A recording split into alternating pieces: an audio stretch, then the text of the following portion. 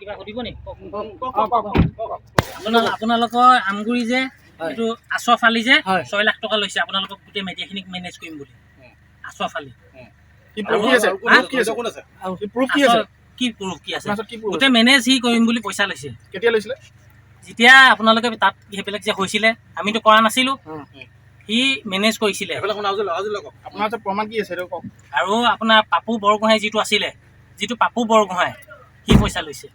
কিমান লৈছে? কোনে লৈছে? নামকেইটা কওকচোন। নামকেইটা কওক। কোনে পইচা লৈছিল?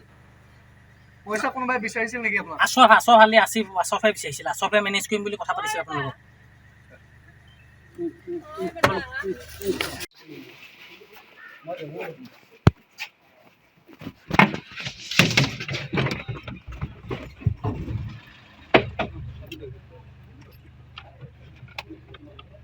কিবা সুধিব নি? আপোনালোকৰ আমগুৰি যে এইটো আচফ আলি যে 6 লাখ টকা লৈছে আপোনালোকক গোটেই মিডিয়াখিনিক মেনেজ কৰিম বুলি। আচফ আলি কি প্ৰুফ কি আছে? গোটেই মেনেজ সি কৰিম বুলি পইচা লৈছে। কেতিয়া লৈছিলে?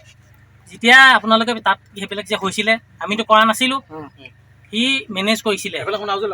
আপোনাৰ প্ৰমাণ কি আছে আৰু আপোনাৰ পাপু বৰগোহাঁই যিটো আছিলে, যিটো পাপু বৰগোহাঁই সি পইচা লৈছে। কিমান লৈছে? কোনে লৈছে? নামকেইটা কওকচোন। নামকেইটা কওক। কোনে পইচা লৈছিল? পইচা কোনোবাই বিচাৰিছিল নেকি আপোনাক? আচফ আলি আচফে বিচাৰিছিল। আচফে মেনেজ কৰিম বুলি কথা পাতিছিল আপোনালোকক। যিকোনো খবৰৰ বাবে যোগাযোগ কৰক 7099017330 লগতে 7099017110 নম্বৰত।